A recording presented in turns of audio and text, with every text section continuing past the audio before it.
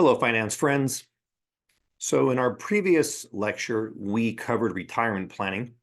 And in that lecture, I laid out for you in a really broad kind of top level description, a step-by-step way to handle retirement planning. And we see that here. And this document, this PDF is posted on the website, so you have access to it. And remember what we were doing is we were starting off at the top level. First of all, we have to figure out basic data. There's a lot of assumptions going on. So we have to make assumptions on our current income, on inflation and growth rates, how many years we expect until we can retire. Once we're retired, how many years we're going to retire, how much income we might be receiving from Social Security or from defined benefits, and also if we have any current investments right now, what they're going to grow at. So there's a whole lot of variables that are circling around. And I would suggest that when you're doing not just our example here, but applying this information to put together your own retirement planning, you want to get all that information, all those assumptions laid out ahead of time. And also remember, we want to abide by the principle of conservatism. So we're always going to overestimate outflows or things that can hurt us, like tax rates and inflation, while simultaneously we're going to underestimate our inflows and the things that benefit us. Okay, so it's a basic principle of of life as well as of financial management. Overestimate the bad or the negative, underestimate the good or the positive, and then that way you're never caught off guard. So we're going to start off, as we said, up here with just getting our assumptions lined up, adhering to the principle of conservatism. We're then going to go through a logical progression. We're going to first estimate our retirement expenses using either the replacement method or the adjusted expense method. We're going to keep it simple and use the replacement rate method. We're then going to take that number and adjust it 2 more times, once for inflation and once for taxes. Because the goal in this first step is to determine the inflation adjusted before tax pre-tax annual income that you're going to need in year 1 of your retirement. Now, from there, that's our starting point. We're then going to adjust that, reduce that by any expected income or any expected retirement income sources. And that's going to be either from an employer's defined benefit plan or your estimate of Social Security. So again, in step 1, we're going to figure out an amount that we need in year 1. That'll be both inflation adjusted and tax adjusted. We're then going to take any income that we expect, primarily defined benefit plan and Social Security. Notice that we're building up to a gap right here, and that's what we're doing in step 3. In step 3, we're finding the gap. And we're going to do that by taking the expected defined benefit and Social Security incomes that we solved for in 2A and 2B, and subtracting those from the inflation adjusted pre-tax number that we got in 1C. So once again, we're looking at what are we going to need total? What do we have coming in? We're going to subtract that and find the gap. Now, step 4 is where it gets a bit philosophical and a bit more complex. In step 4, we're going to put all that together and we're going to estimate what we're going to call our DAO, our day 1 wealth number. And our day 1 wealth number, our DAO, that's basically a fancy way of saying our retirement nest egg, which is another way of saying what's the retirement nest egg balance that we need on the first day, on day 1 of our retirement, in order to bridge the gap that we determined here. Now, it's pretty straightforward. The challenge is there's several different ways you can look at this. And the way that you determine is going to dictate your DAO. So, number 1, let's go back to pen. Number 1, you can say, I want a DAO that will generate a constant stream of income without depleting my principal. So with this, first of all, this is a great approach, well, at least the approach of living off interest only. Because think about that. We say we don't want to deplete our principal. We want to live on the interest only. So that's a fantastic approach if you can swing it, because you'll never outlive your money. But the challenge with this one is constant income stream. And because of inflation, a constant income stream in our retirement will have the real net effect of actually giving us lower purchasing power through retirement. Because if you're getting a constant stream of income every year, while inflation goes up, your purchasing power goes down. Because as we know, inflation is a bitch, right? It's effectively a form of theft from your future dollars. So what can we do? Well, we can offer this one, B. This is a great one. In this case, we're looking for a Dow number, a day one wealth number that will generate an inflation adjusted income stream. Ah, very nice. So we're going to have an income stream that rises at the rate of inflation, which means that in real terms, your purchasing power will stay constant through your retirement. That's a good thing. And notice in B, we're also maintaining the goal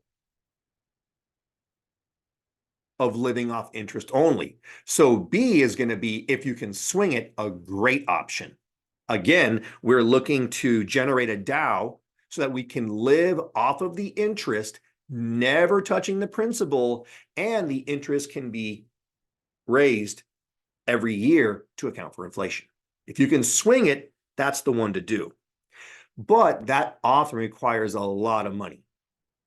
So a third approach is this. We're still going to look to generate an inflation-adjusted stream of money, what we call an inflation-adjusted annuity. But in this case, we're going to be drawing down our principal. Our principal, so here on C, our principal is no longer going to be left alone with us living on interest only. Instead, here in C, we're going to be living on a combination of drawing down our principal and generating interest on the remaining principal. So every year, your living expenses from this Dow will be a little bit taken off principal and a little bit of interest from the remaining principal. Now, this is a decent plan, and it's going to lead to a far lower Dow, which is good. But the challenge is it won't last forever, because obviously if you're depleting your principal, it's not going to be infinite. So here the challenge is we're going to annuitize this. In other words, we're going to draw down the principal over time. We're going to get the benefit of the inflation adjusted stream, but we have to set it for a certain number of years. And you want to be real careful what number you pick. Because if you live longer than the years that you plan for, you will outlive your money. So we have three different ways to develop our Dow. Now, we're in this case today, just to keep our example simple, we're going to stick with C. Again, I encourage you in your real life planning, find your Dows for A, B, and C. You'd be surprised at how achievable B can be if you start early. But for our example today, we're just going to keep it easy and go with C. So we're going to annuitize our nest egg. We're going to draw it down and use both the principal reduction and the interest to generate an inflation-adjusted annuity. Okay? Now, that gives us our Dow. Once you have your Dow, well, once you have your Dow, you have to then ask one more question. Do you have any existing, right here, right now, any existing savings or investments? Because if you have savings or investments right now, those are going to grow in the years between now and your retirement. So they're going to get bigger because future values are always bigger than present values.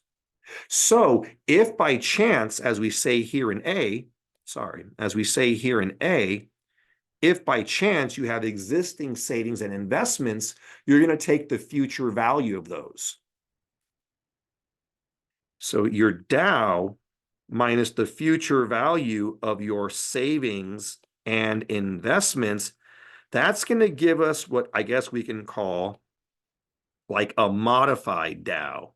It's basically a modified gap. Again, we're looking at our Dow. We're going to need this much money in the future, but we've got a bit of money right now already that's going to grow in value. If we take our future value of our existing savings and investments, and then we subtract that from our Dow, now we've got the modified gap. And then the final step in the process, once you have that modified gap, we simply apply time value concepts to solve for PMT. And the PMT is the monthly amount that you're going to have to save starting right now until you retire in order to make your dream a reality. Okay, now that sounds like a lot, but we can do it. So let's get into a quick case study and let's figure this out. So we're talking here about Tatiana. Let's suppose that Tatiana has expenses of $60,000 a year. So that's what her current expenses are. She plans to retire in 30 years, and she's assuming that in retirement, her expenses in retirement will be 75% of what they are now. So what we're saying here is she's got $60,000 of expenses right now. She expects to retire in 30 years and at that time have a 75% replacement ratio. So now we're already understanding at least the first step in our estimation of future needs. Now, her tax rate is 25%, and she's made some assumptions. She's assuming an inflation rate of 4%, and she's assuming that her assets will grow, will generate a rate of return of 8%. So now we're looking at some assumptions about how we need to adjust her initial numbers. Now, Tatiana does not have any defined benefit plan, but she does have two other accounts right now. She has an IRA with $92,000 in it and a brokerage account of $38,000 in it. So she has those assets right now, and those are going to grow at the 8% for the 30 years between now and when she retires. So that's going to be a number that'll offset her Dow. In addition to offsetting her Dow with that, Tatiana, again, she has no pension or DB plan, but she does expect, she's calculated that she's going to receive $41,000 in Social Security benefits in her first year of retirement. And then finally, she expects a retirement window of 25 years, meaning she expects that she will live 25 years or less in retirement. Now, that's a lot of information, and both for this problem and when you're doing your own work, you're going to want to really organize and really kind of track everything, maybe make a list of all your assumptions, check off as you go. Now, with that said, let's get some solutions. And here's what we're solving for. Number one, we want to use the step-by-step approach that we've learned to calculate Tatiana's different Dow numbers. We have 3 different Dows. We're going to calculate all 3.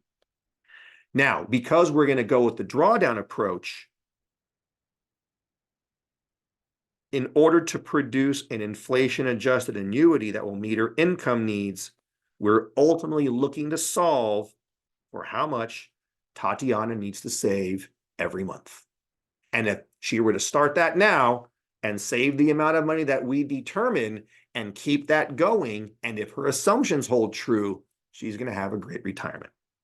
So, with that said, let's get going and let's take this step by step by step. So, step 1, let's begin by estimating retirement expenses.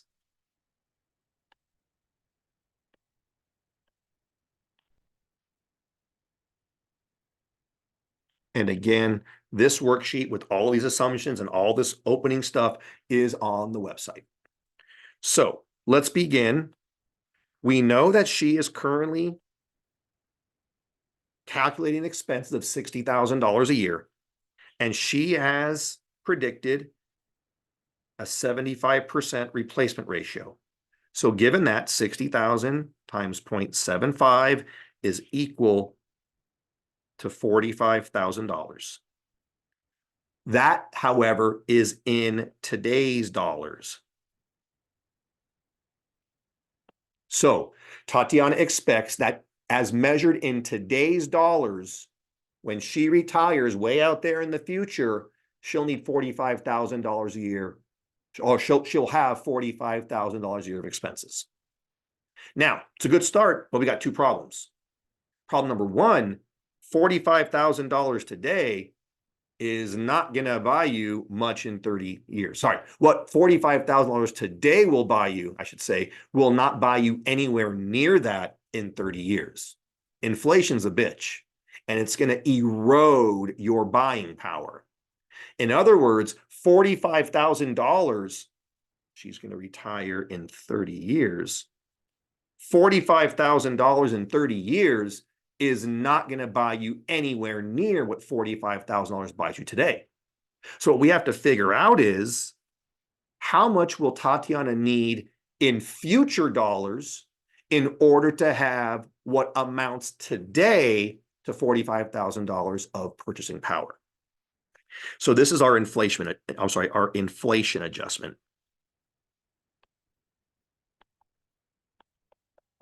And as a reminder, we're expecting inflation. She's predicting inflation to be 4% per year, and she's retiring in 30 years.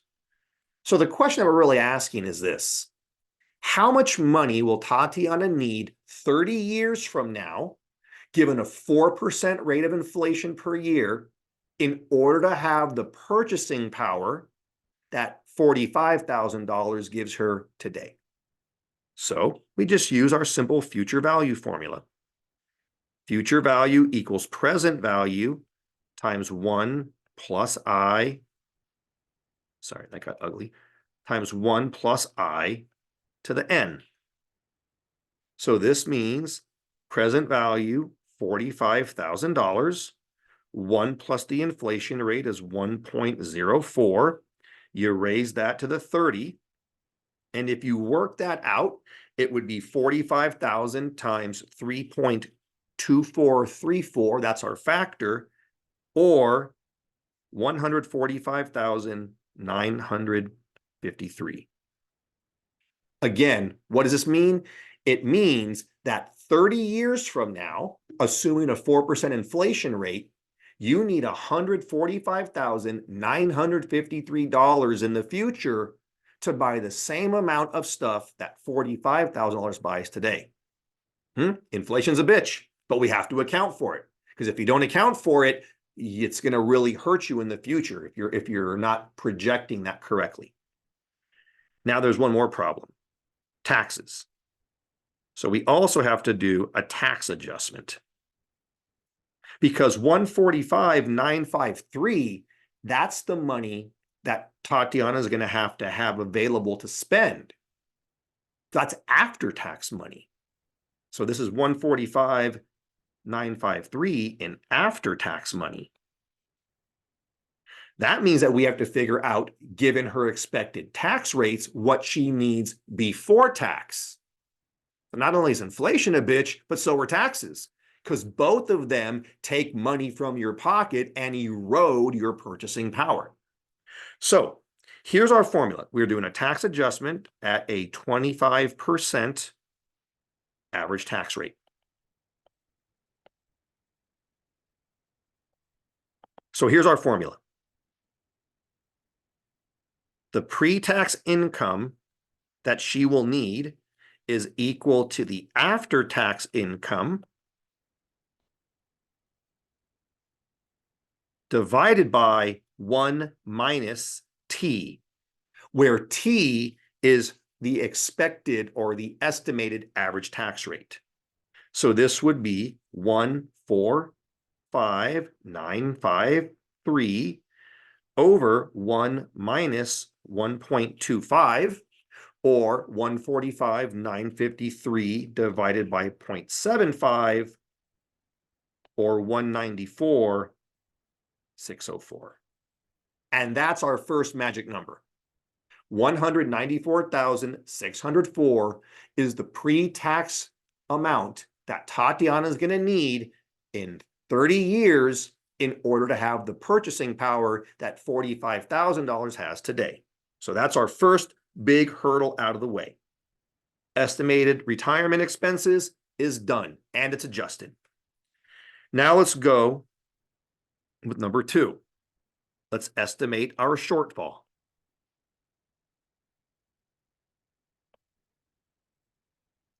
And it's pretty simple with this one. It's a simple subtraction to find the gap, or at least to find our first gap. Here's the way it works.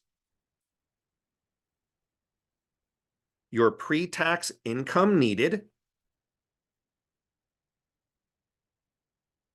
minus any expected defined benefit income minus any expected Social Security income is going to give you, that's going to equal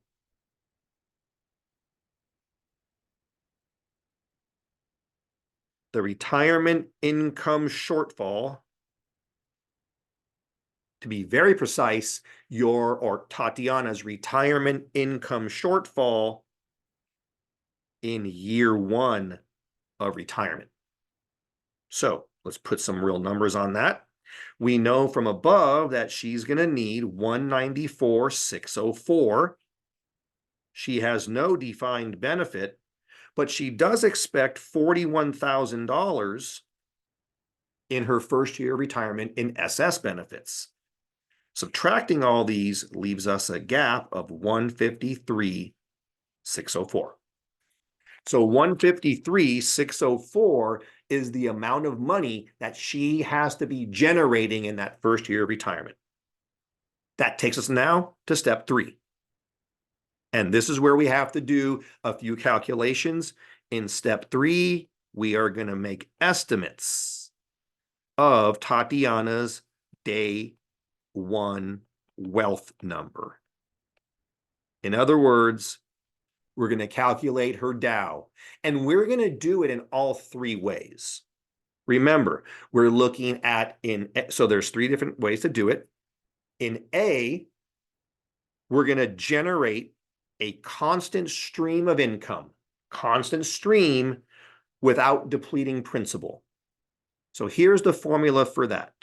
So this is going to be the Dow. And again, we're going to want to generate a constant, make this better for you. A constant stream of income living on interest only. In other words, not depleting the principal. And for this, the formula is it's your income need divided by your rate of return. Income divided by R, where R is your rate of return. This will be 153,604, which we found up here, divided by the expected 8% return, or $1,920,050. What is that number? Well, think about this. If you were to have a nest egg of $1,920,050 and you could earn 8% per year on it, you could generate the sum of $153,604 in interest every year, basically forever. So you would never deplete your principal. Fantastic. The only challenge, though, is that that's going to be a constant stream. And we don't want a constant stream because inflation sucks.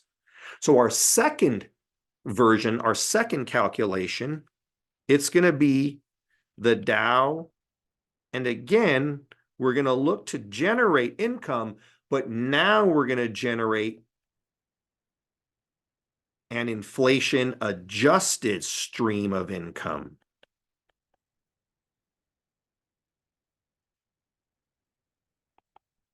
But we're still going to live on interest only.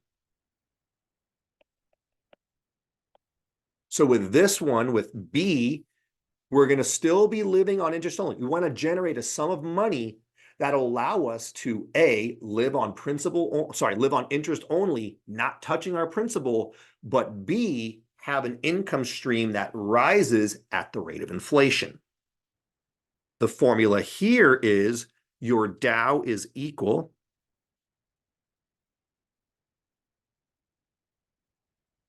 to your first year income divided by R minus I. R is your rate of return. I is the inflation rate. So you can see that R minus I is an adjustment that accounts for the inflation rate. You basically reduce your expected rate of return by your expected inflation rate. So this would be 153,604, because again, that's the number that we found here. And we divide that by 0.08 minus 0.04, which is 153,604 divided by 0.04, which is equal to 3,840,100. Now that is a big, big number. And for many people, probably overwhelming and maybe unattainable. But imagine if you could attain that nest egg, that Dow. You could live forever on interest only and generate a stream of income that rises in tune with inflation. Not bad, but again, pretty expensive. So now we'll go with the third way. And this is the Dow that we're going to calculate. With this one, we're still going to want to generate an inflation adjusted stream of income.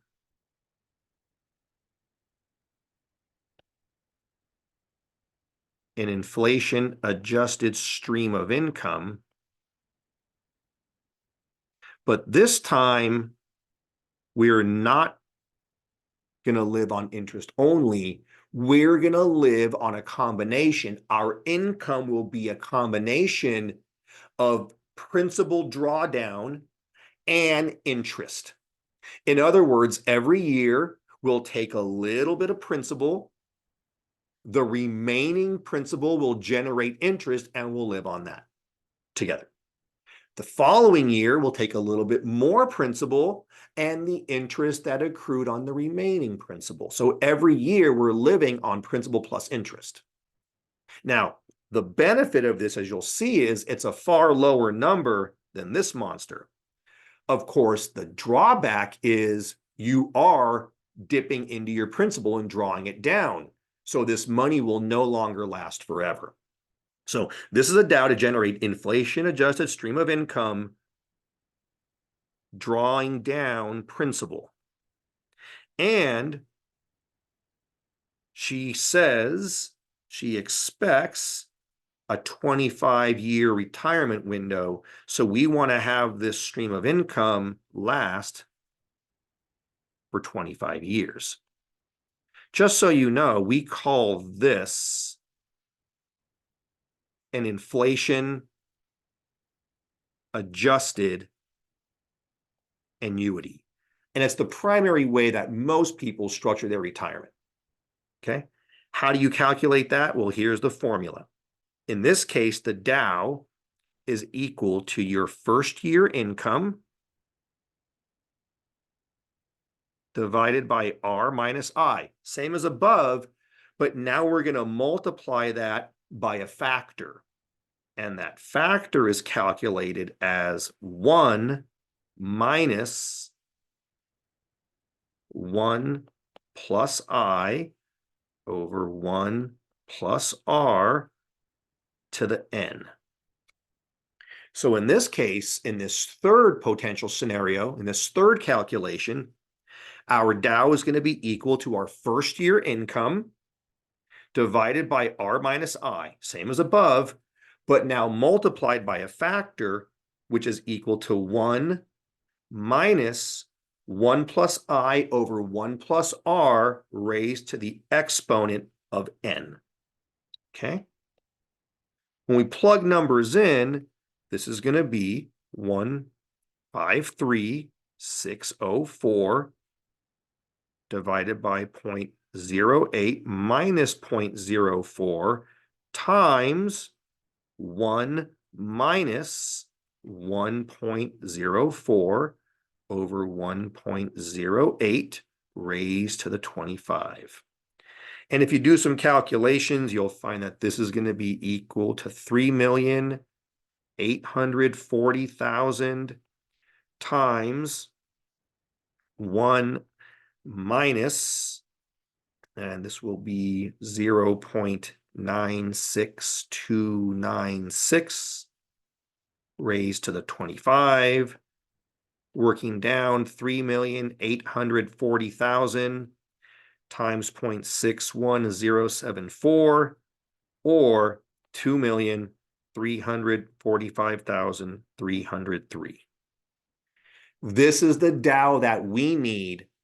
With this amount in our nest egg, we could generate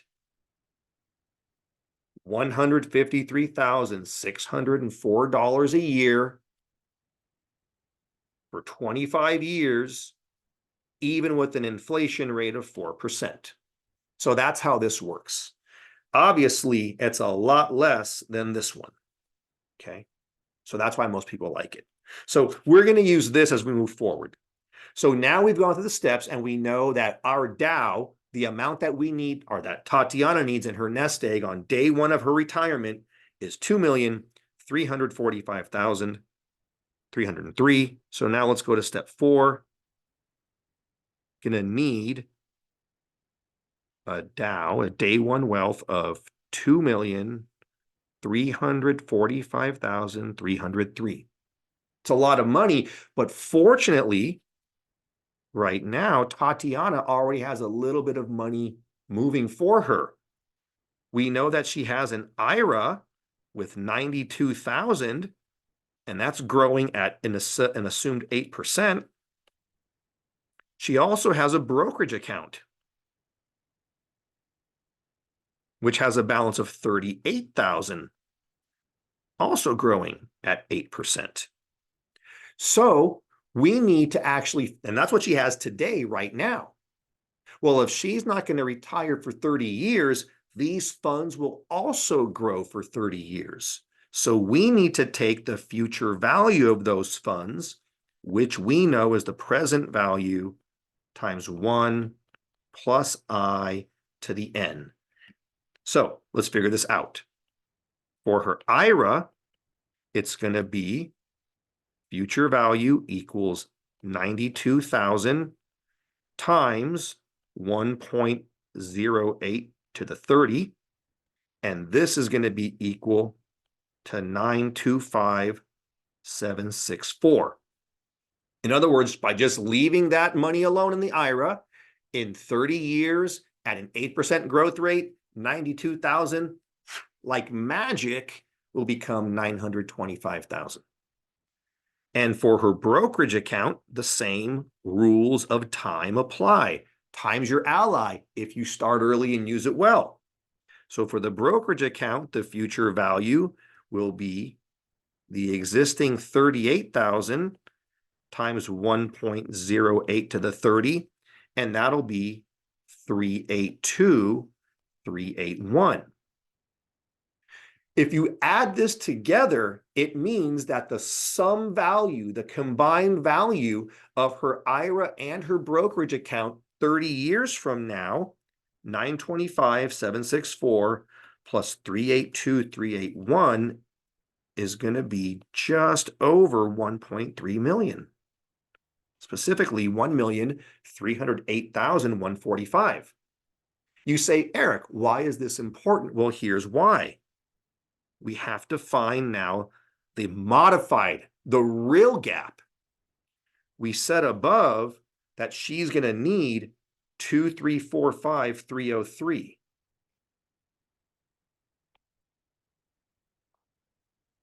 But she already has access, the future value of existing money, to 1,308,145. So taking what she has minus what she'll need, that leaves us with a modified gap of 1,037,158. And this, my friends, is the real gap that Tatiana needs to bridge to make it happen. And to solve that, we just go back to our old friend, which you're well adept at now, our time value concepts. We're asking the question, monthly savings.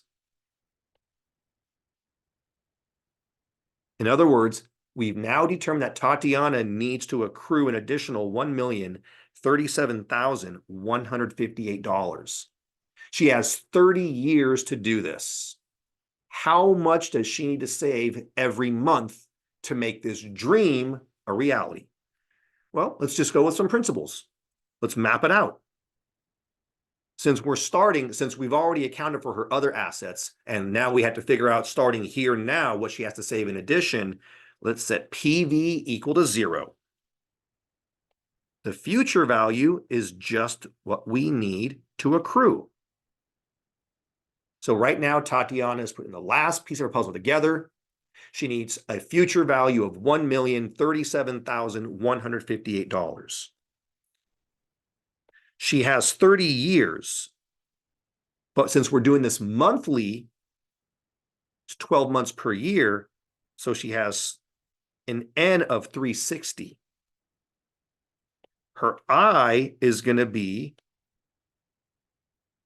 8%. We're almost there, but remember, since we adjusted the N by 12, we have to also go in on our financial calculator and set it for 12. We have to go into those advanced settings and tell the financial calculator that we're talking 12 calculations per year, 12 compounding windows per year. When you do all that, you solve for PMT. And when you put all those numbers into your financial calculator and you solve, the PMT will be 695.91. What does this mean?